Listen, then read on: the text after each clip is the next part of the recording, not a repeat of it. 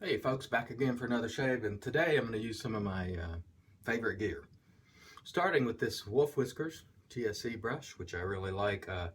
This is Triple X by RazoRock. It's the, this container, which is an older one. Still one of my favorites, remains at the top of my favorite list. I just really like the scent, and the soap always works great for me. So I made a video yesterday and I kind of enjoyed it, so I figured I'd make another one today, and who knows what I'll talk about. Could be anything. But primarily we're going to get the shave in and see how that goes. And generally I have very good luck with dogs down there carrying on. Pardon me for that. Anyway, get a little Triple X going and we'll see how that goes. Let me wet my face and we'll get going. Stand by. All right. As I said, this is RazoRock Triple X, which has a wonderful scent. In my estimation, it's always been at the top of my list since the first time I smelled it. I was like, man, this is just a great scent, and it's not for everybody. Some people get it and they're like, I don't see what the big deal is. Well, you know, that's the case with everything. Just about everything in wet shaving is subjective with respect to gear, so you know, use whatever you like, and your best is your best, and it's only your best, just as my best is my best. It doesn't really apply across the board due to any number of reasons, and so just use what you like and don't worry about what anybody else says about it. Some people really like Arko, some people hate it. I think it's a fine soap myself. It doesn't bother me at all, the scent, but some people claim it sucks. Well, that's them.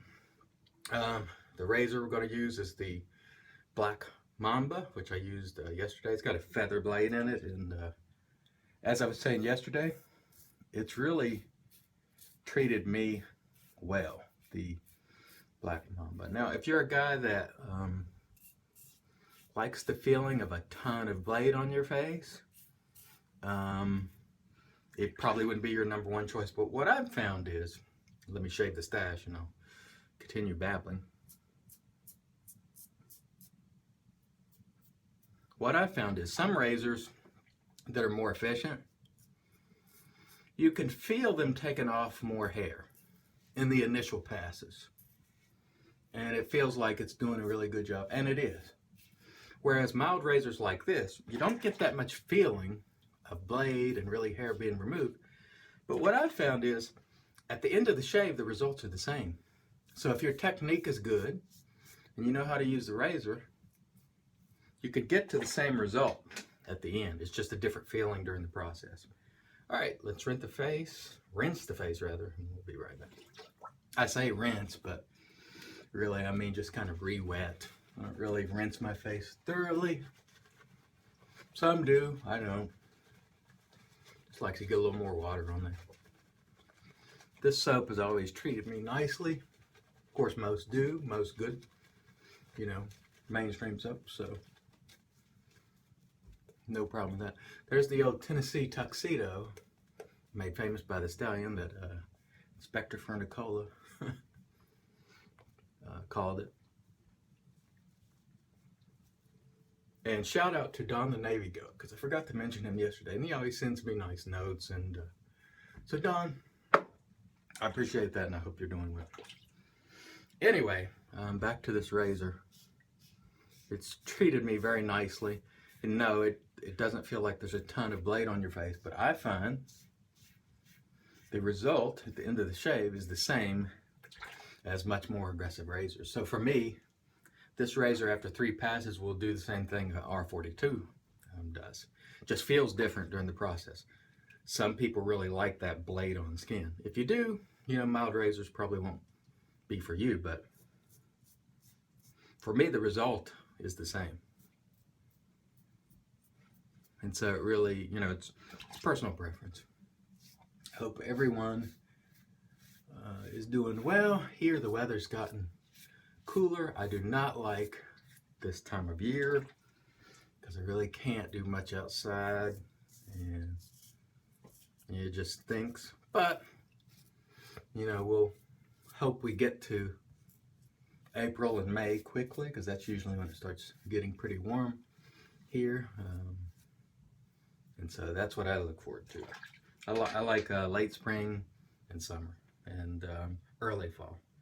All right, rinse the face, come back for pass 3. So there's a lot of talk in the U.S. now about, of course, we had the terrorist incident in California, and make no mistake, it was terrorism. This wasn't just a mass shooting. And what I would encourage people to do as you look at these issues and you take a look at what your representatives are saying, go and ferret out this information yourself. Go look at the FBI statistics on mass shootings, and they have them compiled through 2014 on homicides as a result of gunfire total. And you'll find that a lot of numbers are far different, official numbers, than the numbers that are reported in the media.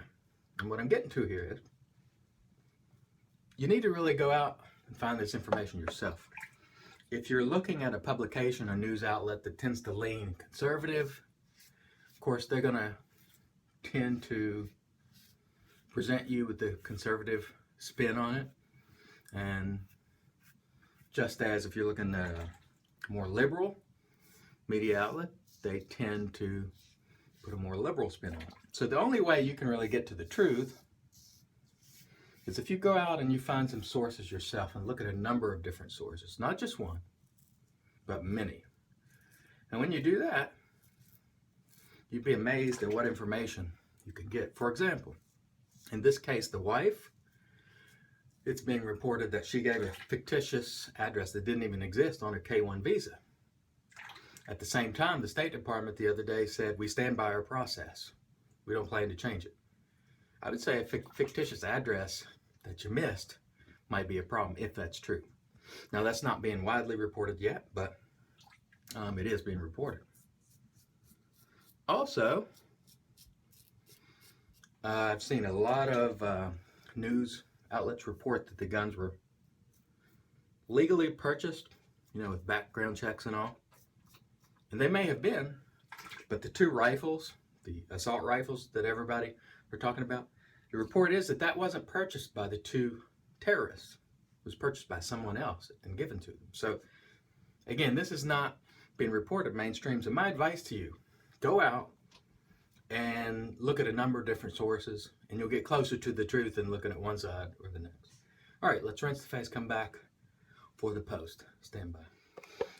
While we're doing the post here, which, I'm using the Thayer's Witch Hazel, Magic Made by Witches, to touch on a couple of other things.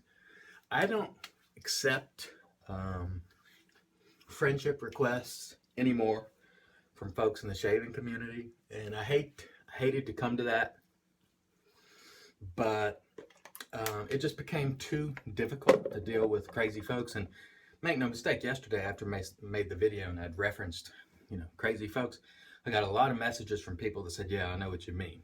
And so I'm choosing to tighten up my circle.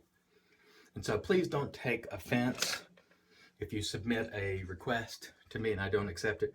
It's just across the board, I'm not accepting them. It's not you. And in fact, I plan to pare down my list of friends. And I have done that, but I'm going to do more of it. So if you happen to fall off, it again is not personal. I'm just trimming the list down, bringing it back into a more intimate level, just with respect to Facebook. I just can't, I don't have time to deal with the foolishness. And so while only 1 out of 10 people will cause it, it's just easier for me to, not go down that road. So if you want to communicate with me, just shoot me an email to tsevangelist@live.com, tsevangelist@live.com, and I'll answer it when time permits. One thing I'll mention is I don't always stay on top of my Facebook messages. So if you message me there, it could sit for quite some time. So shoot me an email, and I'm much more likely to respond a bit quickly to that. By the way, using the original RazorRock XXX And, you know, I still have plenty, but I'm going to be really sad when this goes because this is one of my favorite aftershaves of all time. So let's go ahead and summarize the equipment here. Done enough babbling. The Black Mamba, once again, hitting the spot. I got a great shave from it. No surprise. Wolf Whiskers, truly excellent. Pete is not only a wonderful craftsman, but a great guy. In my opinion, the top brush maker in the whole of shaving. That's just me. There are a lot of other great ones. Nathan Clark, Rudy Vay, Tim Blim makes them, and I will forget people. But he is my favorite simply because I love his designs. I love the fact that when you see a Wolf Whiskers brush, it really pops. You know it's Wolf Whiskers. There's no question about it. And he keeps his brush making, I think, classy. Everything you see from him is classy. You don't see any hokey stuff. And so, Pete, great job on this. I really appreciate it. Okay. Oh, I'd be remiss if I didn't mention the old Triple X, which is just a great one for me. All right, guys, thanks as always for watching, and you guys have a great day.